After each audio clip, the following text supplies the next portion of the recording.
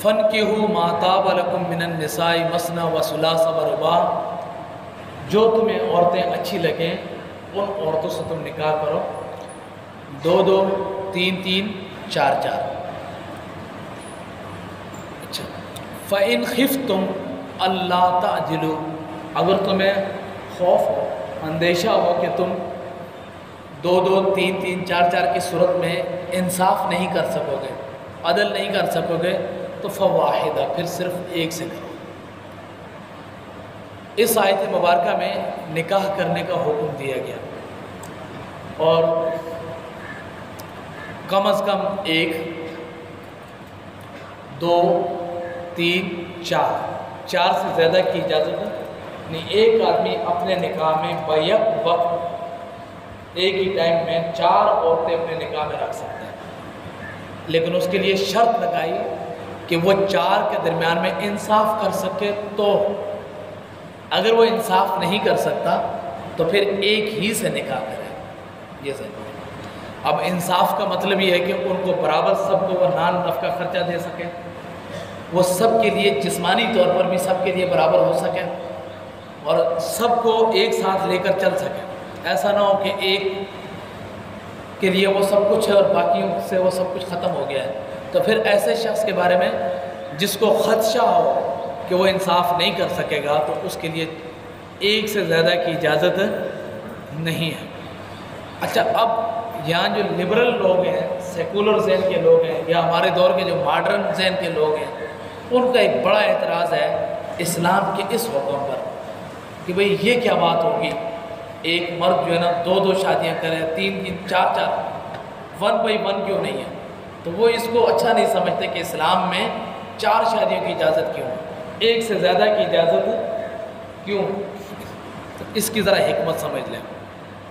اسلام کے جتنے بھی احکام ہیں نا، ان کے پیچھے چھپی بہت ساری حکمتیں ہیں، اور دین کا معنی ہے خیر خواہی، اپنا بھلا چاہنا، لوگوں کا بھلا چاہنا، دوسرا کا بھلا چاہنا۔ ہر وہ کام جس میں اس کا اپنا بھلا ہے، دوسروں کا بھلا ہے، اسلام کی نظر میں وہ کام مستحسن ہے، وہ اچھا ہے، اور اس کی اجازت اسلام نے دی ہے۔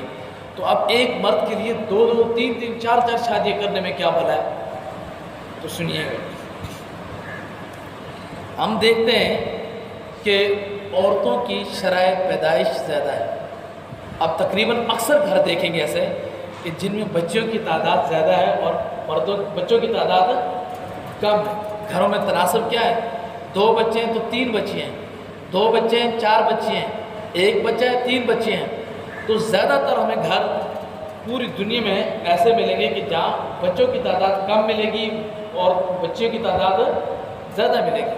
قدرتی عمل ہے، اور یہ صرف ایک انسانوں میں نہیں، آپ حیوانات نباتات کے اندر بھی دیکھ لیں۔ اب گائے میں دیکھیں، گائے کی بہت زیادہ ہے، بیل بہت کم۔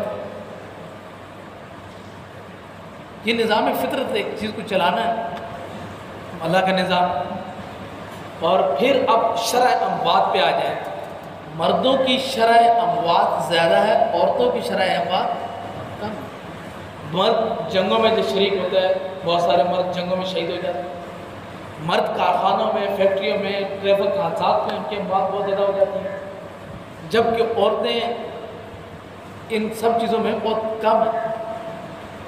تو اب اگر آپ رکھتے ہیں حساب 1 by 1، تو ایک آدمی ایک ہی عورت سے شادی کر سکے تو عورتوں کا ایک بڑا حصہ 1 تھا، یعنی 1/3 جو ہے وہ ایسا رہ جائے گا کہ جو بغیر نکاح کے رہ جائیں گے۔ اگر ایک کو ایک سے اجازت دی جائے تو پھر عورتوں کی ایک بڑی تعداد وہ مجبور ہے بغیر نکاح کے، بغیر شادی کی زندگی گزارنے پر۔ ان کو کون لے گا؟ ان سے کون شادی کرے گا؟ اس لیے اسلام نے اس تناسب کو برابر کرنے کے لیے، اس مسئلے کو حل کرنے کے لیے، جو صاحب حیثیت مرد ہیں، جو انصاف کر سکتے ہیں، جن کو اللہ نے وسعت عطا کی ہے، ایسے مردوں کو اللہ نے اجازت دی کہ وہ 2 3 4 شادیاں۔ اب ہمارے معاشرے میں اکثر عورتیں بیوہ ہو گئی، ان سے کون شادی کرے گا؟ یقیناً گوارا آدمی اس طرف نہیں جاتا، لیکن دوسری شادی والا بیوہ سے کر لے گا۔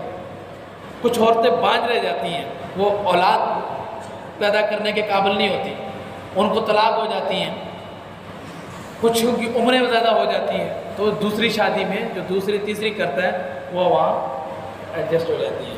تو اس لیے اسلام کے اس حکم میں اتنی خوبی ہے، اتنا کمال ہے کہ جو سمجھ گیا تو وہ داد دے گا، جو سمجھ گیا وہ داد دے گا۔ اسی لیے اسلام دین فطرت ہے، یہ کوئی رسم و رواج نہیں ہے، یہ زندگی کا سب سے بہترین طریقہ ہے گزارنے کا، بسر کرنے کا، اپنے آپ کی مدد کرنے کا اور اپنے مسلمان بھائیوں کی مدد کرنے کا، اور انسانیت کی فلاح کا بہترین طریقہ۔ آپ دیکھیں نا کس قدر اسلام نے اس پہلو رکھا، اس کے اندر گنجائش رکھی ہے، جبکہ یہ آپ کو باقی جگہ پہ یہ پہلو نظر نہیں آئے گا۔ اور پھر 4 شادیاں یہ عیاشی کے لیے نہیں دی، آگے شرط لگا دی کہ انصاف کرنا ان چاروں کے درمیان، اگر نہیں کر سکتے تو پھر ایک ہی کرو۔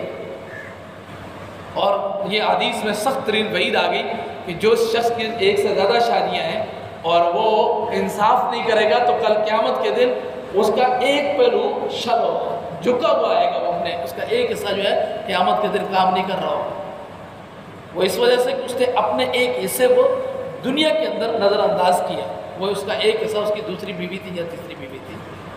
تو انصاف کر سکتے ہو تو کرو، نہیں کر سکتے تو نہیں۔ پھر اللہ تعالیٰ نے حکم دیا دوسری آیت میں، اچھا پھر اس میں یہ بھی حکم ہوا کہ ما طاب لکم، جو تمہیں اچھی لگے۔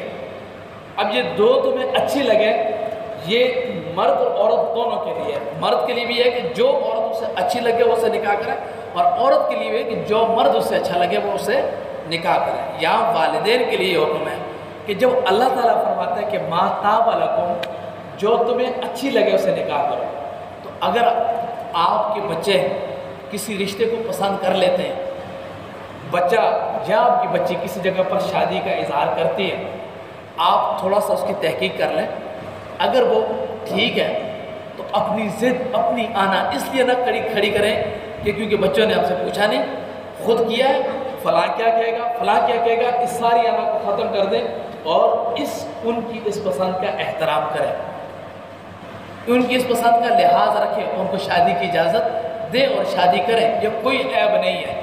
شریعت نے ایک بالغ بچی کو حق دیا ہے کہ وہ اپنی پسندیدہ جگہ شادی کرے، اور اگر وہ کر لے گی تو اس کا نکاح منعقد ہوگا۔ اور اگر یہ چیز اتنی معیوب ہوتی تو شریعت کبھی بھی ماں باپ کے اگینسٹ اس کو جائز قرار نہ دیتی، لیکن اگر شریعت نے اجازت قرار دی ہے تو جس چیز کو شریعت نے جائز رکھا ہے پھر ہمیں حق نہیں پہنچتا کہ اس جگہ پر ہم اپنی خاندانی رسم و رواج، اپنے علاقائی رسم و رواج کو اس کے اندر پیدا کریں اور اپنے بچوں کی اس خواہش کا گلا گھونٹ دیں جہاں وہ بہتر کرنا چاہتے تھے ہم نے کریں۔ ہاں اگر وہ جس جگہ کا انہوں نے انتخاب کیا وہ جگہ بہتر نہیں ہے، وہ جگہ بہتر نہیں ہے، دینی طور پہ بہتر نہیں ہے، مالی طور پر بہتر نہیں ہے، خاندانی طور پر بہتر نہیں ہے، تو پھر آپ اپنے بچوں کو حکمت کے ساتھ سمجھائیں اور آپ ان کو یہ اس پر ذہنی سطح پر قائل کریں کہ یہ جگہ آپ کے لیے مناسب نہیں ہے، ہم آپ کے لیے اس سے بہتر جگہ آپ ہی کو اختیار دیتے ہیں کہ آپ اس سے بہتر جگہ تلاش کر لیں۔ اس نقطہ نظر پر ایک دوست بن کر آپ قریب ہو کر اس کی خوبیاں اور برائیاں سمجھا دیں۔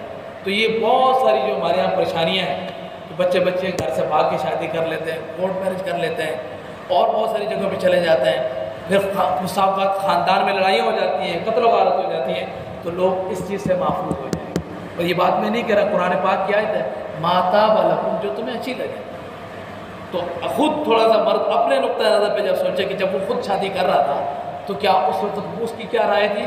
وہ باپ تو اب بنا ہے نا، شادی تو اس نے بھی کی تھی نا، وہ ساس بھی قبول تھی، تو اس نے جب وہ خود کر رہا تھا تو اس وقت اس کے اپنے افکار کیا تھے۔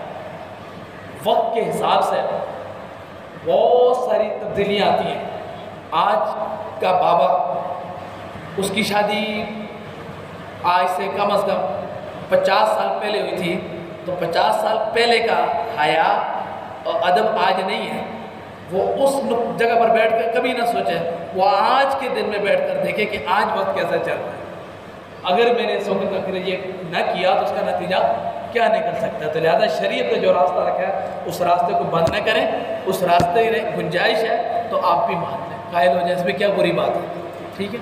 بلکہ بالغ عورت سے پوچھنا، اس کی اجازت سے نکاح کرنا، یہی ٹھیک راستہ اور مستحب اور مستحسن راستہ